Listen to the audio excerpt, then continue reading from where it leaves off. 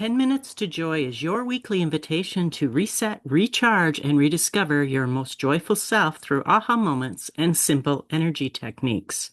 You're listening to holistic psychotherapist Sylvia Plester-Silk. I've worked with individuals, couples, and groups from parole officer to private practice.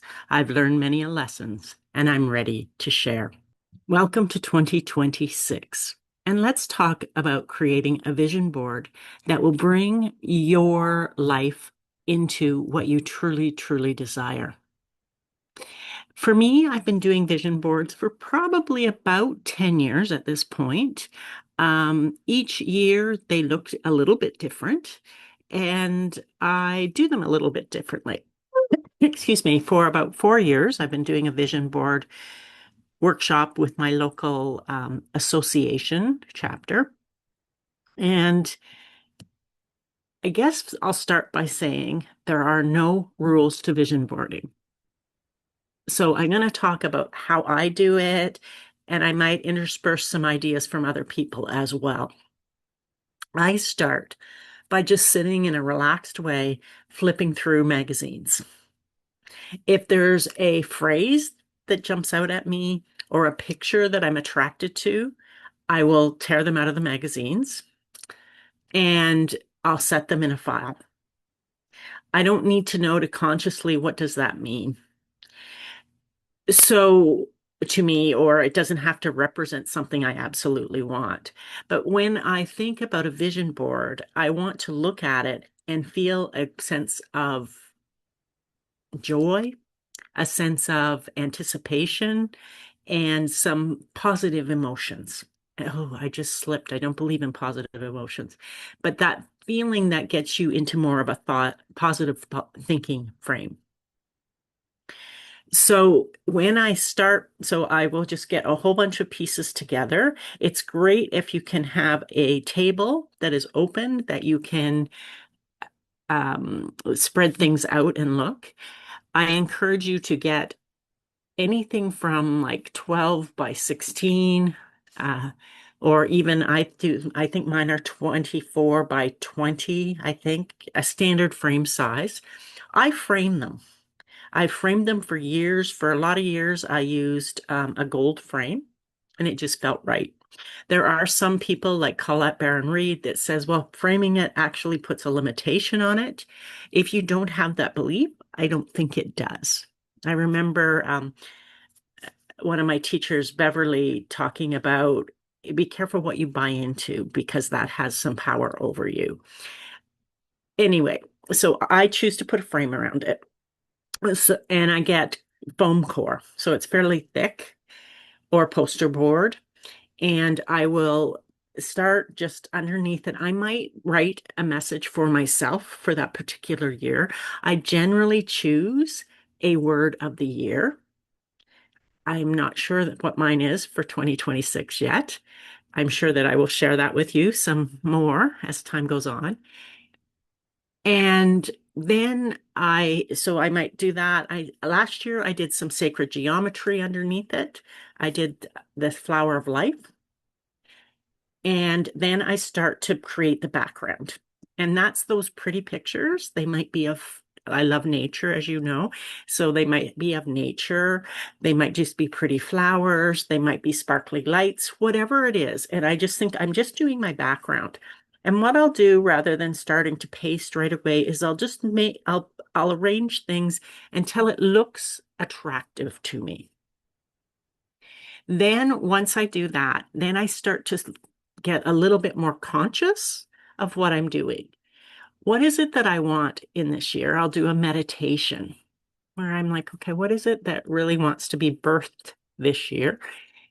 And then I start to pull in things that maybe are a representation of it. One of the brilliant things Colette Baron-Reid did in one of her workshops was talked about don't get a specific image, but get an image that represents or symbolizes. Because when we have a specific, I want this car specifically, maybe there's an even better car that's a better fit for you that you're not aware of. And so you can get caught in looking for just a very, very specific thing.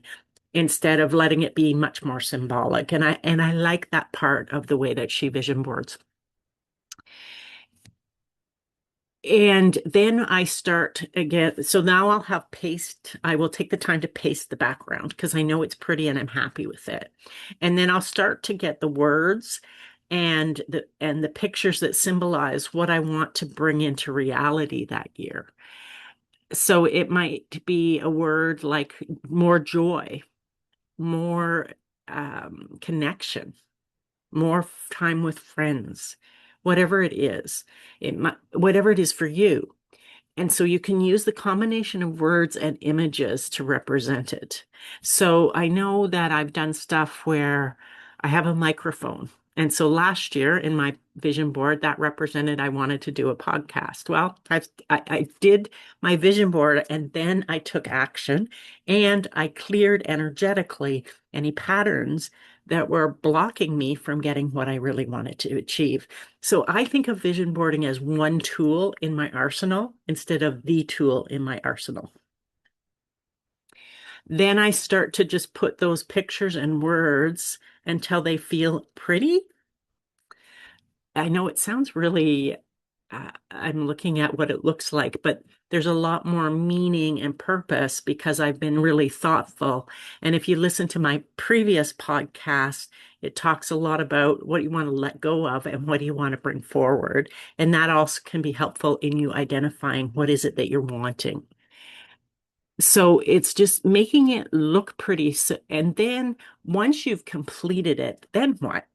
Well, mine actually is behind me all the time. You can't quite see it. Let me show you. So this is mine from last year. Uh, and certainly I've had greater intimacy. I forget what Breezy was in regards to collaboration. I've started to do more collaboration, feel the flow, and then I've got different pictures in here, like the gold represents something and so on. So that just gives you a sense of it. And then I always put the year on it so that I know which year it's from. And then I just place it where I see it. So it's sort of a subconscious thing and a reminder to take action on what I want in the year. You also, and I have done this from time to time, gotten partway through the year and went, oh, I forgot to add this. And I'll actually unframe it and place another piece. And what's interesting is there's often a little space that wasn't fully filled that I can place that image or that word in. I'll tell you a couple of interesting stories before we wrap up. In 2019, I went to Machu Picchu, and you've heard that story. And I came back and I did my business name. I was looking at what my business name would be because on purpose consulting didn't make sense to do transformational work and counseling. So I came up with all of a sudden on purpose transformations. After the conversation with my friend, when I said that it would be on purpose transformations, I got off the phone and I looked at my vision board, and across the middle of it was transformations with stars, asterisks on either side. And that was what I was focusing on that year. And certainly in 2019, I did a tremendous amount of transformations. So sometimes unknowingly, we're our higher selves, our guides, our angels, they're all conspiring to support us getting what is in our best and highest interests. And so we can pull in these other agents to assist us in this process.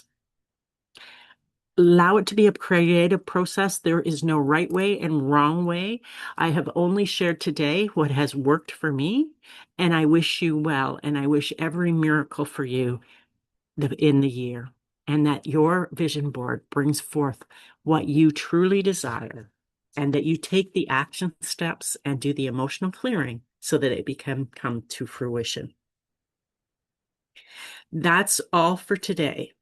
Intuition is communicating with your deepest self, tuning into sensations, feelings, and subtle knowing. You can learn to heal you can learn to hear your soul's most profound guidance.